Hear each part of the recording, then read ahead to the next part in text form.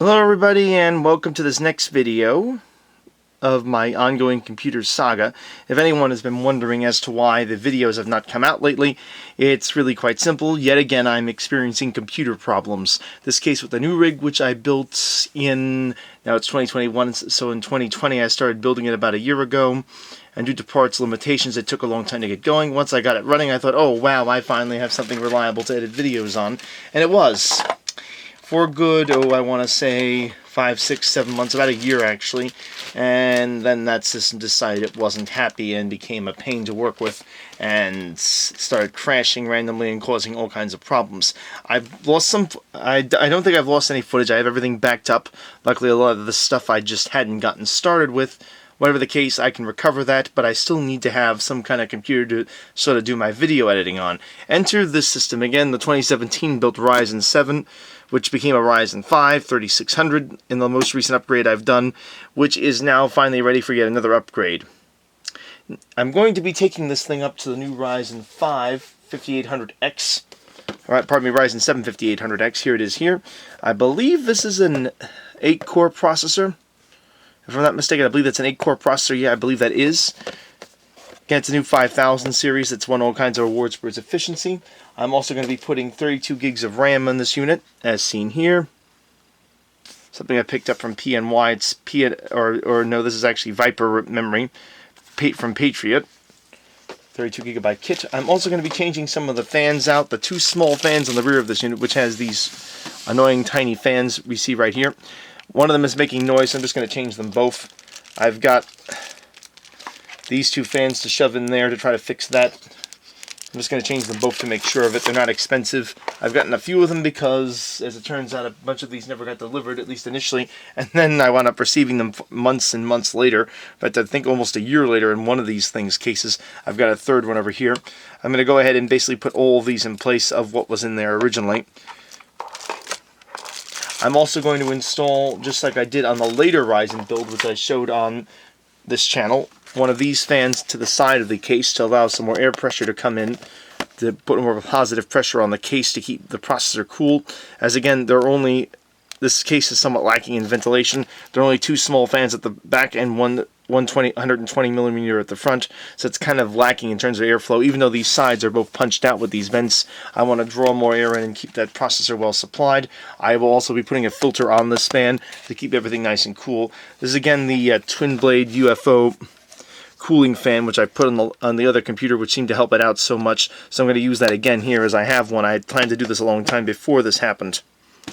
Tonight I'm going to focus on, because I honestly enough cannot find, and this is a legit problem, the cooling, a filter rather, to put on the cooling fan for this device. Because I can't find that, I'm going to focus on just building the new motherboard setup. And again, if you're wondering why I'm doing that, let me back up a little bit, and that's because the B350 Pro, I believe this is, which is an MSI low-end gaming or entry-level gaming motherboard, or economy gaming motherboard, whatever you'd like to refer to it as, which was like $75 retail from MSI back in the day, is pretty much hopelessly outdated at this point. It's not going to support the Ryzen 5000, or if it is, who knows, as there's no clear indication on the online as to whether or not the new BIOS update will support this, and I can understand why a company wouldn't want to do that, because if they keep updating the BIOS and make it so no one has to buy a motherboard, the company won't sell any more motherboards. Luckily, I've got a little luck there too. I've recently acquired a motherboard for another project I'm going to be doing, a graphics card for the project that I'm going to be doing, which came with this motherboard, which is an ASRock B450M AC 2.0, which again is ready for the Ryzen 5000 series. It's been upgraded with a BIOS that will work with it, which is great. So I'm just going to swap it out. The reason for this is, in addition to the compatibility, is the fact that this motherboard had a bit of a moment at some point, years before I even did the most recent refresh on it. What happened is, if we take a look at this USB port over here, as we see it's kind of trash. Let me zoom you in there. Somehow or another, when I pulled a flash drive out, I guess when I plugged it in or something else, it took part of this adapter with it, and these pins then made contact. There was this little piece of plastic fell out, which is what holds these pins in place. These pins then in turn made contact with the metal sheathing of the actual USB port that sent electricity back into the motherboard via the USB port, and essentially shorted it out partly. I got a weird indication one day playing a game that the system was receiving too much power coming through the motherboard, or there was some kind of USB malfunction. I forgot what the message was specifically. Whatever the case, it wasn't good news, and from that point on, the USB ports started to work sporadically on this whole system. Even the 3.0s, these are old 2.0s, started to not run so well. And it recovered itself after a while of using it, suddenly started to work again, but never quite the way it was supposed to. So anyway, with that problem in mind, and plus the fact it may not support the 5000 series, that seems to be all over the place, it's just a better idea, in my case, at least as far as I'm concerned at this point, to change that out as well. Another thing I'm going to do is, while I'm in there, is also swap out the little 1TB drive in there right now, the non DRAM cache equipped Bluetech 1TB solid state drive from Western Digital. I'm going to swap it out with this one here from, I believe this is, what company makes this thing? XPG. This 2TB solid state drive. I forgot what company actually makes XPG. I think this is a, I can't remember exactly what the company's called, but it's one of the, I know one of the other main driver companies is behind it. It's supposed to be a pretty good drive. I'm going to put this in place with its 2 terabytes to be my main drive on this computer, install the OS on and everything else. Shame too with this motherboard. This thing is actually certified to run Windows 11 because of the fact that it's equipped with the 3600 and with a TPM equipped BIOS and everything else. It's a shame it won't do that, but that's just how things work out. So tonight I'm going to focus on building the actual motherboard for this because I don't have a filter, ironically enough, again, to put the new fan in. So I'm going to build the motherboard, mount it to this tray here, put it all together and have it all set to go so I can then install it. The nice thing about this compact unit, like most of them, is that the motherboard tray is completely removable, very easily removable, as long as you unhook all the wires. So all I can do is basically put it together and slide it in here. And if I ever need to get access to it, I just slide it back out. It's just that easy to work. And just get things going from there. And put the fan, I should say, right into the case and make it all work. So let's see, I got to get these screws out so I can slide the case open. 2 thumb tighten jobs right here. I took a lot of them out. I just used 2 of them because I had this thing open so many times in its most recent lifespan. And from here I can open this up and get the board out, unhook all of my wires, and start working on upgrading it. There it is. Slide it right out.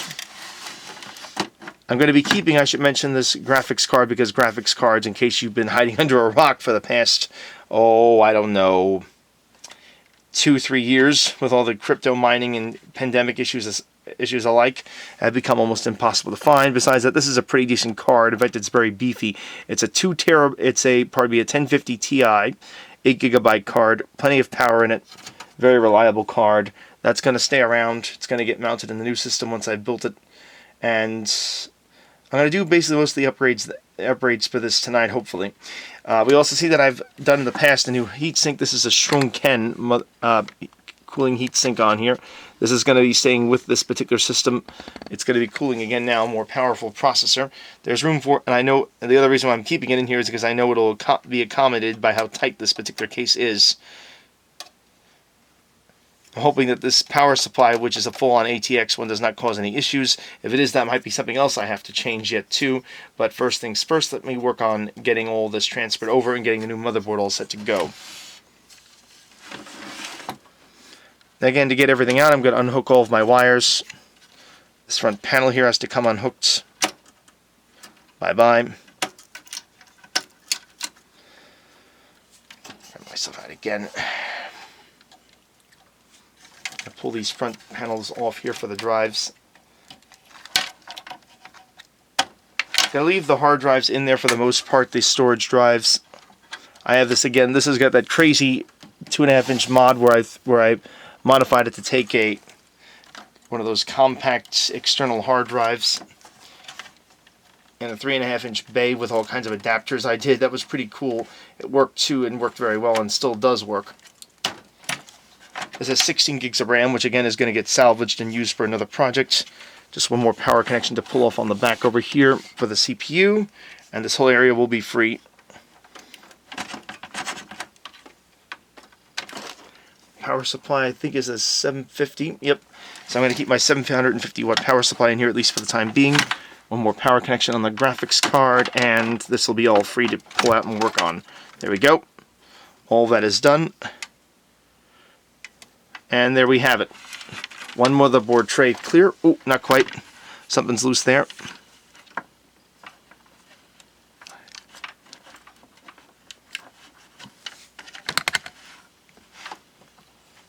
There it is. SATA cable out.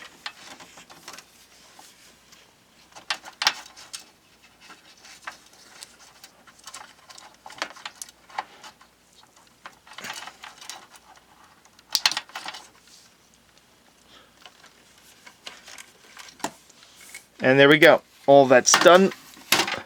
One motherboard now successfully removed from motherboard chassis, I should say, or tray, successfully removed from the case itself.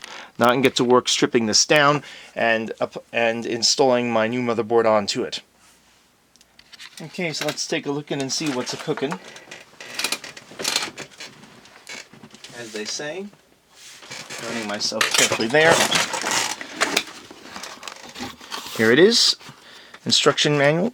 I'm already kind of nervous because I've heard I can't find an official tech company's review of this motherboard. I found similar reviews for similar boards, I should say, from ASRock, but not necessarily this one.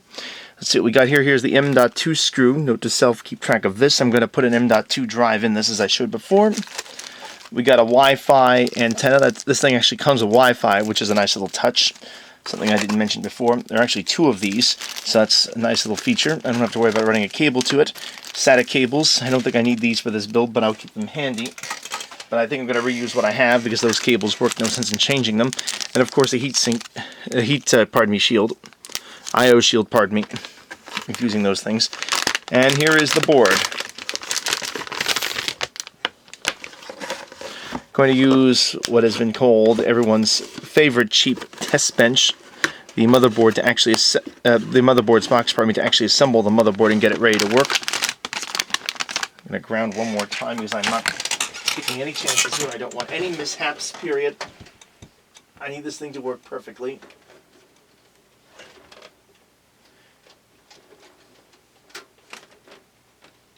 ASRock, again, isn't my first choice for a motherboard manufacturer, although they've gotten some respect with the most recent X560X motherboards I've gotten from them.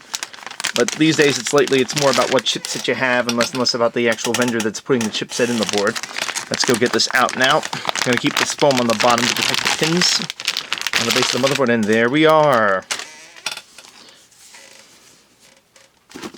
Okay, so I'm going to start now by installing the processor. I don't know if I have any brackets to change because that other one had a custom heatsink from the other motherboard, which I'm going to take off of it and just mount it to here. The one I showed you just before on the other unit. So I think I have to put a custom back bracket on that to make it fit. And I want to exploit the fact that it has that. Especially since I don't think this 5800X actually comes with an actual heatsink.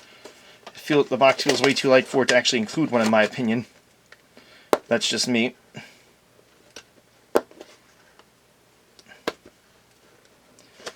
AMD in the past, and that's a shame because AMD in the past has given, in more recent past in particular, has given a very, very beefy heatsink as standard.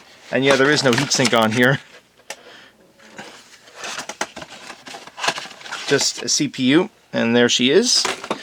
This is a Ryzen 7, but as I showed in previous videos, I still have the Ryzen 7 sticker on my case, so I don't even have to change this. So I can literally just drop this right in place. I'll keep this sticker for some other for some other purpose. I'm sure I'll find something for it. This is probably where I'm going to put my other Ryzen CPU, the 3600, when I'm all done with that. So anyway, first step is I'm going to open my lever over here for this, my lever, if you will. I'm trying to get this into range as best I can for you.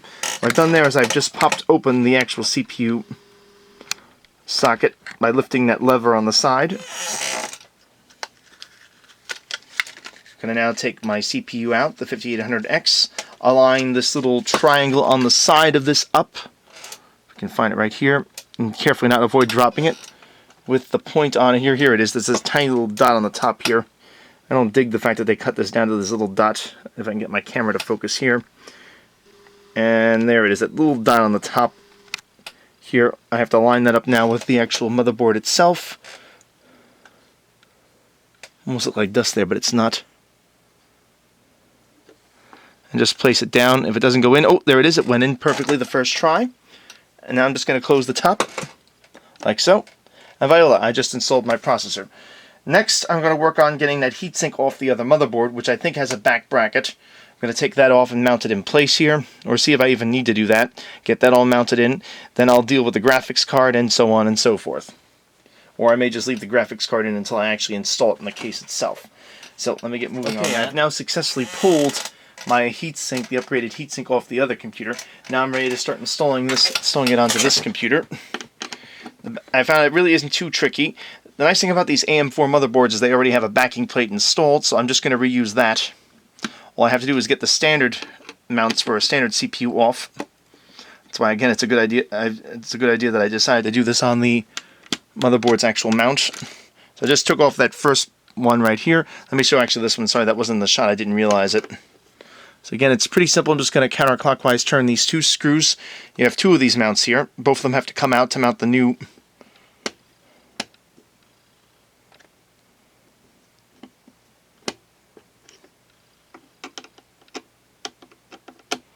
one. Get this one out. And there we are. I can just now pull this right out. Put this to the side. And I'm going to now install my other mounts. This is what they look like. I gotta remember which direction these go in. I think they go in like this.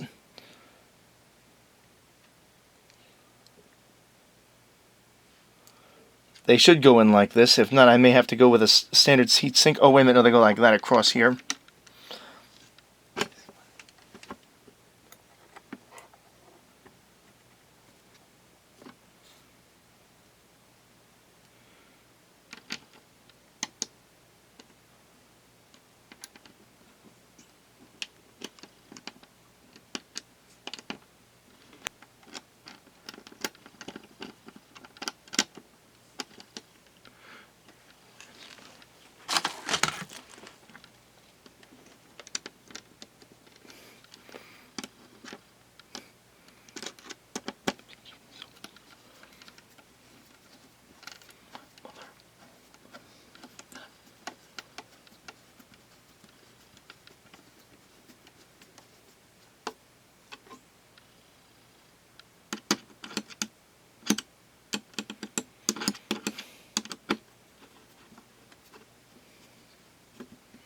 I believe that's how that mount goes in, but there's only one way to find out.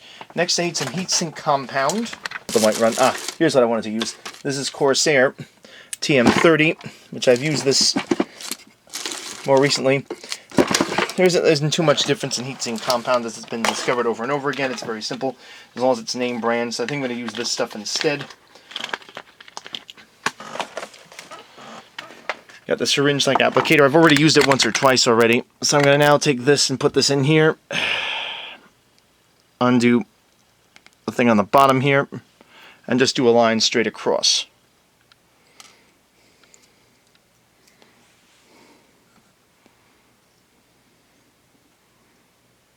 Now, I've been smart, which I'm not. I would have already tested this to see if I have the orientation right on these plugs. If not, I'm just going to have to reuse this again. But I think I'm right. I'm feeling rather lucky tonight. I'm not going to spread this around. Everyone says, oh, you should use your finger and spread it around and spread around the heatsink compound. Nope. Reason why you don't want to do that is because the oil's from one's finger, because the way your hands and fingers, etc. work in terms of grabbing things is they excrete this sort of very minor amount of sort of natural oils, etc. to help you grab things. It does work fine. That's why you leave fingerprints everywhere. The only problem is, while it makes it very easy to grab things, it can also create a barrier to things like heatsink compound and heat transference. And in the case of heat sinks, that's not good. So here this is. That's this right over here. It's biased toward one side. I don't know which side to... I guess I could put it either way.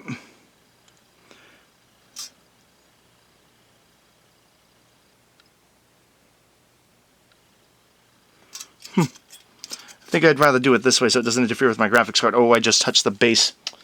1 Okay, second, that's folks. nice and clean. I didn't want to take any chances of the oils getting stuck on the bottom. I did notice there's some scratches on the bottom of this thing, but I'm going to do the right thing and just pretend I didn't see that, because, well, to be honest, I don't have another heatsink to work with now. If there's anything significantly bad with the heat, it shouldn't be a problem since they're off to the side, but if there is a significant problem with this, I guess I'll have to buy something new. But for the time being, it's what I have to work with, so that's what's going to happen. So I'm just going to put this right down now over the holes here. Again, that bracket I installed provides me a place to put the tie-down screws in. Line the holes up here gently. It appears to work. Uh-oh, is this going to interfere with my heat? This might interfere with my heatsink on the side here. There was a heatsink on the side of this motherboard. Let me go the other way, I think.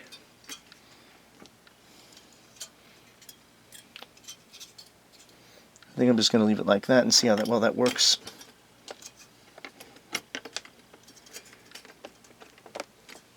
There we go. Alright, I did just put it down twice, but I think that'll work fine. That'll now give plenty of clearance there. I am a little concerned about how much this is going to affect the graphics card, so I may have to mount that in there temporarily just to see how well that'll work.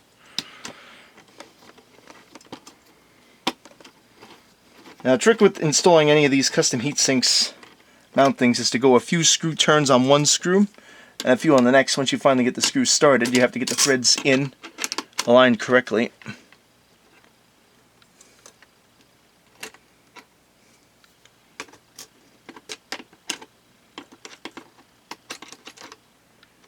Now I know this has got to be the right screw because it's the exact same assembly I just took off the darn thing.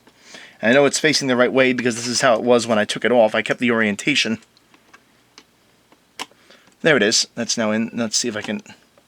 There's a few turns. There we go. Now it's in. Just didn't have the screw aligned correctly. Hope that came out right. I'm going to go and do the same thing on the other side here. Again, there are 2 screws on this. This has got a pretty unique design. By you guys say basic, but still very handy. There's an actual hole in the top of the heatsink here where you put the screwdriver through to line up the screw itself. And there we go, I got this one aligned too. So again, just a few turns until I get the screws started. Then I'm going to go back here to this other one I just started tightening all the way to the far end here. Tighten it down a few times. Over here to this one a few more times.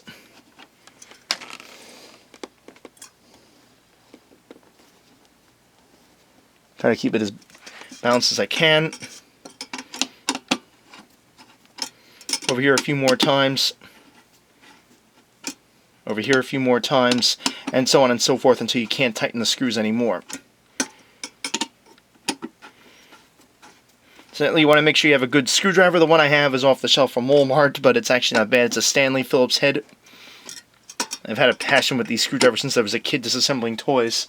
Working on my toys, etc. with my father. I love these screwdrivers, I always have. And well, there we go. Now I have successfully tightened my heatsink into place on the new processor. The old heatsink from the old computer on the new processor. Because it's the best I have to work with. I'm going to ground myself. And I'm going to now install the fan.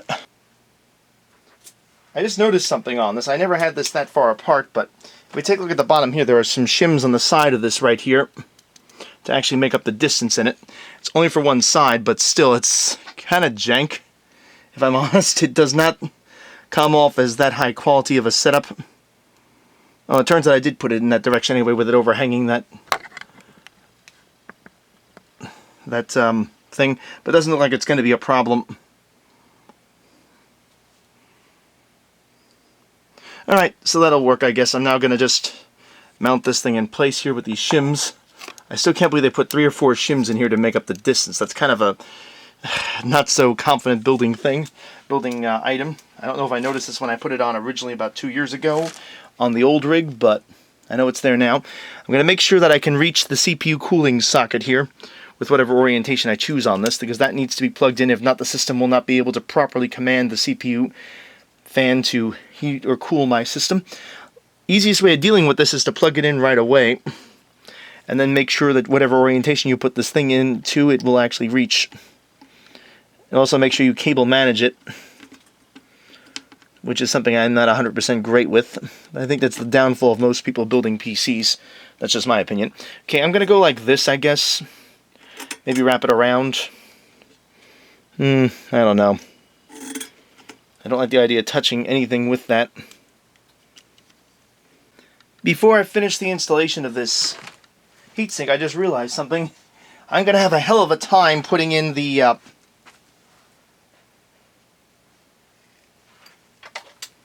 M.2 drive because it's located right behind this heatsink. So let me do that now. Now that literally would be doing the right thing and getting that done, because if I don't do it now, it is going to be a delete expletive of a task to get that done later. Here's my M.2 screw. Let me go ahead and mount this in place. Now I should mention this is an Ultra M.2, but apparently a lot of people have had mixed results getting this in. One simple technique is if you have an NVMe drive, it can go in there apparently. But I ought to check the instructions before I go any further here. One moment, please. I have confirmed that this will in fact take an NVMe drive. There have been some people in the past on YouTube, at least one gentleman I found, that had a hard time getting it to recognize the drives. I think the issue he was having was the fact that he was using an M.2 instead of an NVMe. They look very similar, but they're not. The NVMe is the newer interface. It's much quicker, much more rapid response, whereas the M.2 is slower and older and more old-fashioned. And also, it does not support, in some cases, and apparently this motherboard is one of those. The motherboard again will not support it as a boot up drive. That is to say, you install one, it'll detect it and everything, but you can't physically use it as a boot disk on the computer. You can do that with a SATA type SSD installed from a traditional SATA input port, but you can't use an NVMe as such. Why? Who knows? Just how that standard is. It's very weird. So I have this 2 terabyte drive here, which I had planned for another computer. But I'm going to throw it in here because this is an editing rig and I want to have more capacity. I'm going to take the old 1 terabyte that used to be in the other rig and use that for the other computer. Install this is pretty simple.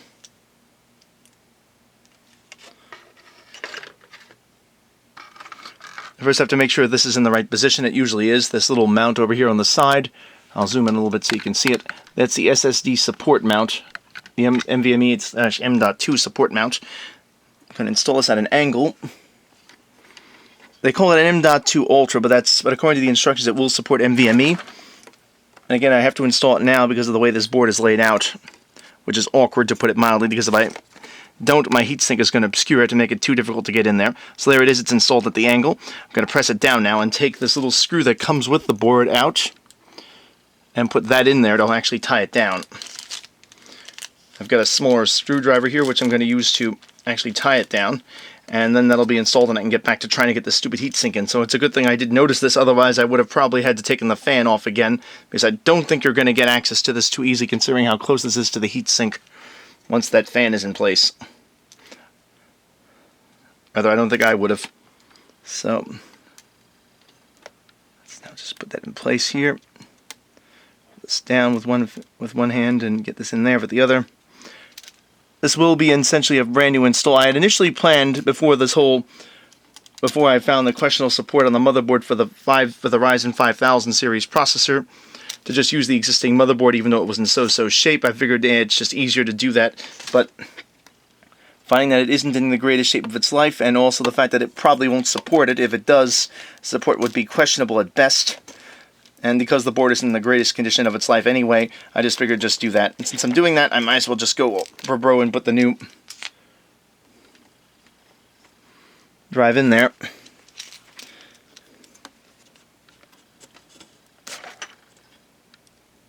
There we go. And now that's installed. So now let me get back to installing my heatsink. Because in addition to being a glutton for punishment, I don't have any other thing to put in there right now. I don't like the scratch I saw on the bottom, although I think if I remember correctly it came like that from the factory. I'm just going to run that for right now, and if it doesn't work well enough I can always change it later on. And of course once I turned the camera off, I suddenly got it to fit. Sort of. Oh, boy. What's it hooked up on now? I almost have this in. Oh no! Damn you, you piece of crap. There it is. Oh, finally! Oh, I think I need a break just getting that thing in place. There it is, shims and all in place. Dear God. Okay. Now I just need to get those screws and put the top pieces in and screw this whole top part down. There are 2 screws that go on the top here and 2 on the other side, I believe. All of those need to go in place, and then this will be secured. Shims aren't 100% straight, but to be honest, I don't care at this point. I just want this thing mounted. Oh, my God, what sort of Satan has designed this? What Satan has designed this stupid system? Sadist, I guess I should say, designed this stupid thing. You can tell I'm getting tired now. I can't speak. It's almost finished.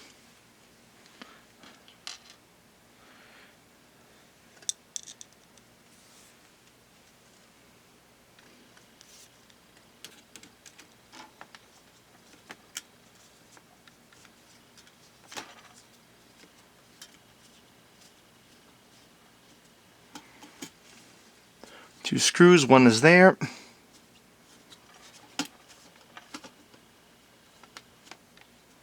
All the way in. Another screw, one goes over here.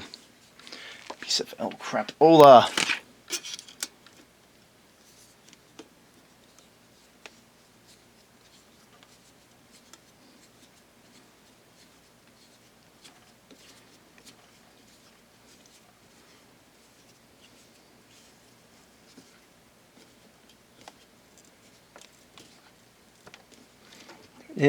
Do I have 2 more on the side? Actually, yes I do. So I gotta put 2 more screws in on the other side.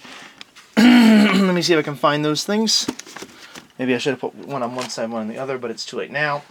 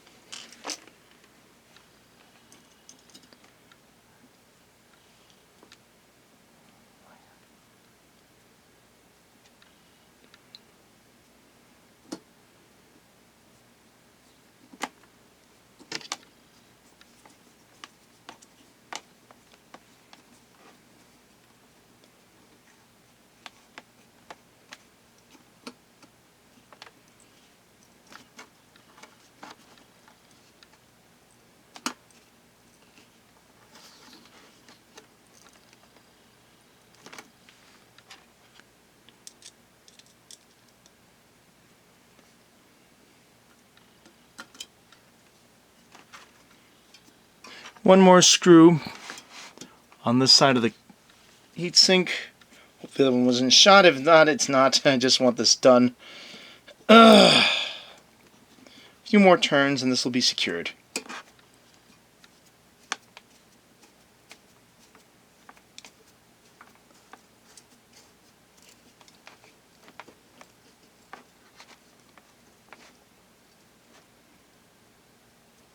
There it is.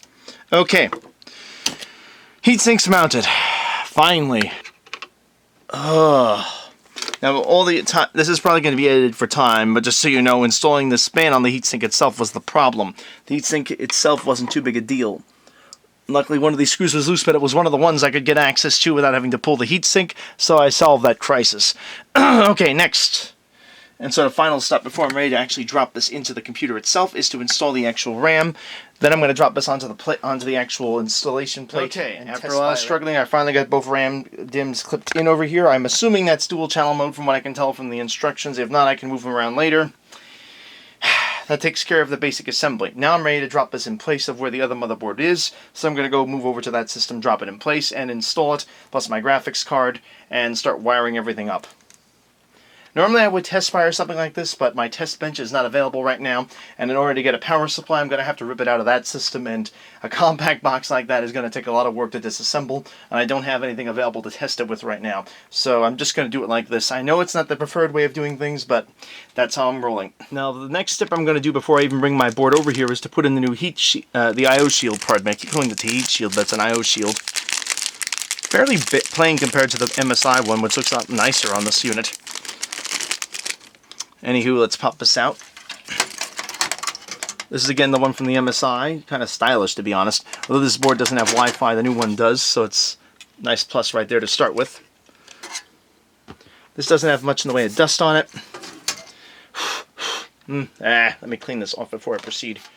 Right over here in place of where the MSI one was. Again, I'm disappointed with how this thing is so plain, but considering how inexpensive the motherboard is. But then again, the other motherboard was inexpensive and it had those graphic effects things. There we go, that's clipped in place.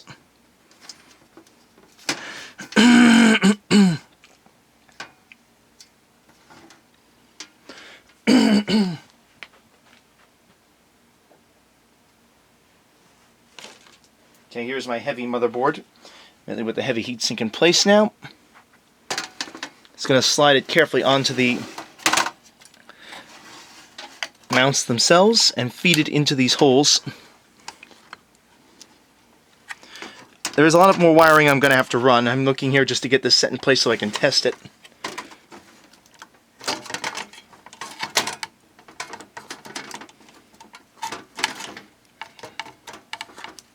Ooh, okay, like that, and like that. There we go. You have to wrestle with it a little bit, make sure all these screws all the screw holes line up. This is a little bit bigger than the previous motherboard, but it is an M-ATX, so it will fit in here. I just need to mess around with it until I get everything to sit just the way that it's supposed to. Oh! Almost had it. Woo-hoo, woo-hoo. There we go. Now it's slipped into place there. Kind of sort of mess around with it a bit until it lines up the way you want it. Gonna start putting some screws in now. Couple of screw tightens. Oh! Stop right there, I guess, and put another one in here. Is that good? Yes, that is. If this thing works, it's gonna be a really nice little system.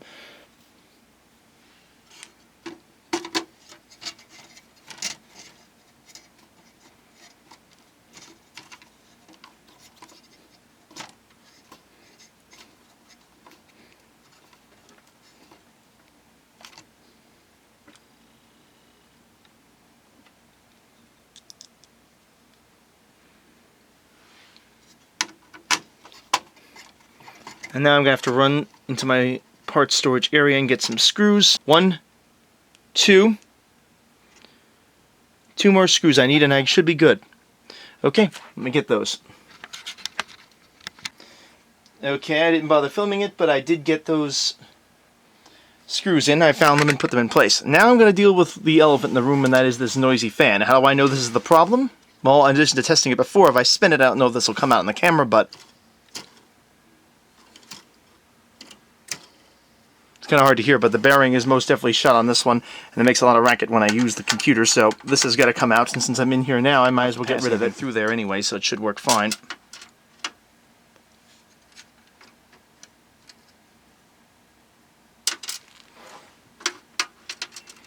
Oh, there's the fourth, and here's the fan, the offending article. That's the brand name it is, so let's see which ones I have to replace it. I've got this one from HXS. And I've got this one here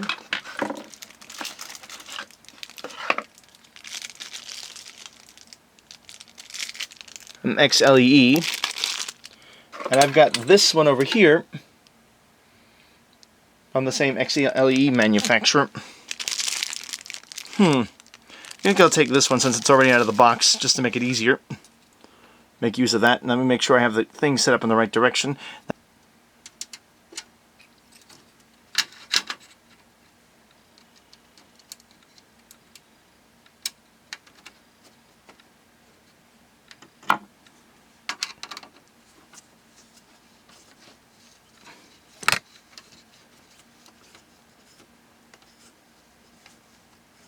There we are.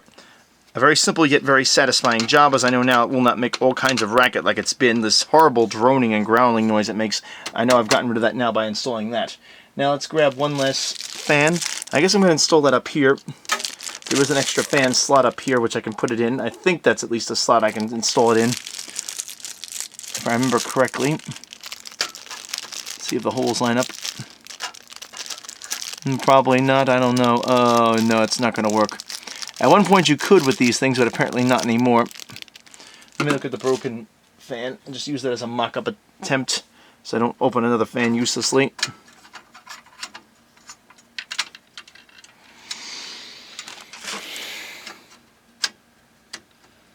I mean, actually, yeah, that would work, I guess, if I go like that. Okay, so I've got everything roughly together. The wires are not the cables aren't managed one bit because I still have work to do on this. I got to get the other fan installed, and I got to do a few other things. What I want to do now is just check to see if this thing posts. So I've got my fingers crossed. I haven't turned it on yet. Got the power connected. I got my mouse and keyboard connected. Just going to see if she kicks over. And once I'm sure of it, I'll turn it off again. So here goes nothing. Going to press the power button. Nothing. Okay. Most likely I'm thinking there's a problem with the front panel. I'm going to have to mess with that. Okay, smoke, Bullwinkle! And literally, I powered it on using the spark test, and yeah, it worked. Unfortunately, this fan apparently either wasn't wired correctly or this extension I put in here wasn't wired correctly because it caught fire and smoked itself stupid. So, this fan is crap. I've already replaced it with another one I had. That was a little close one. Now I'm going to attempt to fire this thing up, pardon me, power this thing up again, and see if I can get it going without setting my room on fire, which would be really cool. Okay, so, first thing we need to do is put the plug back in. Hopefully, this will either be good footage or something else. I'm going to use the spark method again, because I can't figure out the order of this. I just want to power this on to make sure everything is okay now more than ever. Going to go down in here and find the area which I have to spark to make her fire up. Hopefully nothing here burned. I don't think it did. I think it was just that. Yeah, everything here seems fine. Oh, God. So much for the automatic system being able to track it. Let's go spark this thing and get her fired up. There it is, on. Any smoke? No smoke. Good. The one fan is spinning because that's wired in. The fan on the front, though, could use a change. It's making noise. Let's see if we get an image. Come on. Post.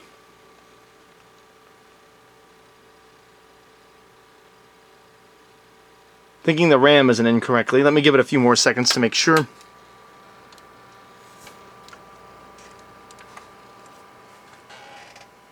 Still no post. Oh, wait a minute. Blue light, that's a good sign. HDMI, yeah, that's... No, actually, no, it's DisplayPort. Fan spooling down again on the graphics card. Come on, DisplayPort. Yes, there we go. It worked. Yes, okay, so this is okay, despite my fireworks. Next will be to finish this thing, but I'm going to take a break now. I think I've pushed my luck enough for the night. Which it's actually now morning, so I definitely need to stop. So I will catch you guys on the flip side when I am ready to start wiring, plumbing, or whatever you want to call this thing and get it running the way it's supposed to, and otherwise not catching my room on fire. Okay, it isn't beautiful, it's not artwork, although some might consider it abstract artwork, I guess, but it does the trick. It'll get the cables away from my fans and hopefully get this thing to turn over and run the way I want it to, which is all I'm looking for at this point. Again, I don't have, again, I'm kind of pressed for time on this because my editing PC is down, which is why, again, you have not seen videos on my channel for a while, so I do need to get this going. And anyway, so that's why I'm kind of pushing things. I don't like doing things like this, but it's either this or no videos, and no videos are really not an option at this point. Let's go take a look down here by the CPU fan. As you can see, it is kind of compact. The CPU fan is right there. I don't know how well that comes out here. You can see the CPU, that's the Shrunken, or however you pronounce it, fan. And my CX750 power supply is right above that. So this is an exhaust power supply, so it's going to push the air out the back. I'm going to only use, that's why I'm only going to use 2 of the rear 3 fans I've installed. And again, I put a side fan in here to push more air into the case to keep the positive more pressure, to keep the pressure more on the positive side. I've also actually pulled this wire out through the side here to keep it clear. I have to find a better way of handling that, but for right now I just want to make sure this thing fires up and works the way it should. Do a few test fires with it, and I already know it posts, I've took care of that. And then I'm going to worry about getting Windows 11 installed and hopefully get this thing up and running at some time this week. I just haven't had the time to work on this, but yeah, it's getting there. And I'm feeling better about the unit as I get along. Alright, onwards and upwards. Okay, so this is taking an interesting turn again. As you see, that is not a 120mm case fan, nor is it that fancy one I had. It is an 80mm case fan, which I've mounted in place here to handle the job of getting this thing up and running. And it works well enough. It's kind of a jank thing. Found it in storage. Luckily I happen to have one of these, and I've now mounted it in place. It's a little bit crooked, but it'll work. And it's pushing air into the side, and now again I can slide it back and forth because of how this is set up, because it's on those. It literally can slide on rails. I'm going to keep it toward the back here. And yes, I double checked. The air is pushing into here. It's going to push air into the case. And again, it's being managed by the actual case controls itself. The wiring is a bit of a rat's nest, but I've gotten it out of the way. It's just the top where it's all kind of plugged where there's no airflow anyway. All the areas below here which need to have airflow, including the CPU, are clear. So it does the job very well. So the next step is going to be to, after I do a few more tweaks to the wiring apparently here, just found something I didn't like. After I do a few more minor tweaks to this, I'm ready to finally install Windows and see about getting this thing up and running.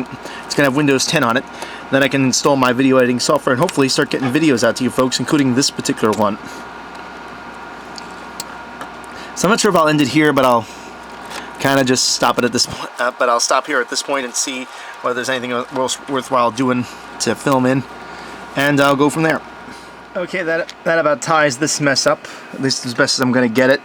Got the wires as far out of this area as possible to allow the airflow through. The CPU can now breathe, thank goodness. Well, almost did. This thing is now loose again.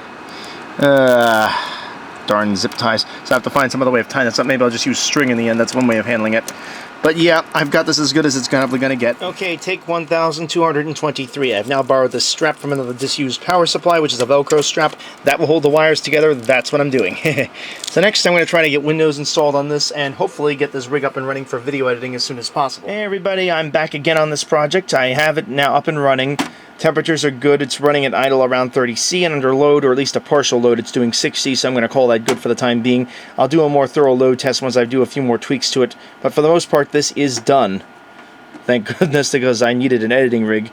This may become my primary editing rig, depending upon how things work out with that other one, as I'm going to have to do work on it, it looks like, to get it to work with Windows 11, and it keeps having issues where it keeps crashing and dumping video files as I'm working on editing video. In other words, it's just crashing and losing data and stuff, and it's just not an acceptable situation to be in.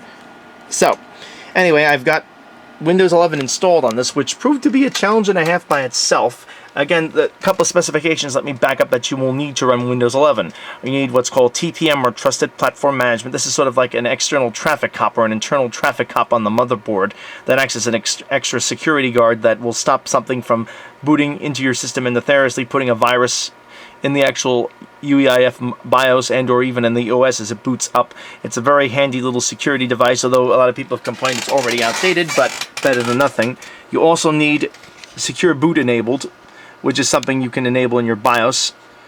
It might be a pain in some cases to get working, but it's something you must have enabled. And the final issue, which may cause those of you out there with older / legacy hardware, especially those running the ever popular 4000 or 4th generation i7s, is a compatible processor. Again, compatible processors for this generation of Windows start with basically Windows 8. Start with not Windows 8. Start with the 8th gen Core i7 and Core i5s. The 7th gen, there are some that have been given allowances to work, but very few. And on the Ryzen AMD side, it's Ryzen 2 and up, because again, Microsoft is kind of doubling down on this. It finds that the rest aren't secure enough to meet the specifications, so you might have to spend money on that unless you want to hack your way around it, which there is a hack release that you can do it with, but I don't like the idea of doing that. I want to keep it legit so this thing is reliable. So anyway, I went ahead and went through the procedure to install it. I installed Windows on this flash drive, actually. This little SanDisk flash drive, picked up at Walmart, I don't know how many years ago. Went ahead and installed Windows 11 on it. We had an ISO image rather on it. Ran the install process, and it kept telling me that I don't meet the minimal requirements. This is despite the fact that I enabled TPM as well as Secure Boot, as well as having the compatible processor. It just wouldn't let it work. So finally, I did a little research. Or rather, I did what's the most common next step, which is to check for the BIOS updates. And so I went to ASRock's website. Let me bring it up. And this is, again, my motherboard here, this B450M AC Revision 2. Just to show you again, it does support that processor. I went ahead and found that there was a BIOS update for this that would actually help the unit out. Let me actually go down here and make sure I have the right one clicked here. There we go. There we are. And I went ahead and I found that there was a BIOS update that would actually fix the problem. And again, I should also note that flashing the BIOS with ASRock motherboards apparently is particularly tricky, as they as the company's website constantly points out, they don't recommend updating the BIOS, and they won't necessarily support your motherboard if it bricks it, which I find interesting. But anyway, I had no choice, so I went ahead and I downloaded this to a flash drive, the same one I showed you, extracted it, ran the utility via the UEFI BIOS, went in there, flashed the BIOS. The system restarted 3 or 4 times, then I ran the install process as it automatically loaded into it, and magically it just worked. It installed, and Bob's my uncle, Sally's my aunt. Windows 11 is now running on this, and finally bringing this project to a close. So apparently, ASRock motherboards, in closing, apparently are not very happy running Windows 11 unless they get updated BIOSes. Luckily, this is for free. Unluckily, though, it can be tricky to update this, and if you do brick it, apparently ASRock seems to say on their website that they're not going to support it, and they really don't recommend you updating the BIOS to begin with, as they claim no responsibility for any damages caused by it. There it is right there. So it's something to keep in mind, but if you need to get your computer running in Windows 11, this is what you got to do. So anyway, that's going to bring this project to a close. If you like this video, thumbs up. If not, thumbs down. Please like and subscribe, and please subscribe definitely, because it really helps me out. And as always, keep the metal side down.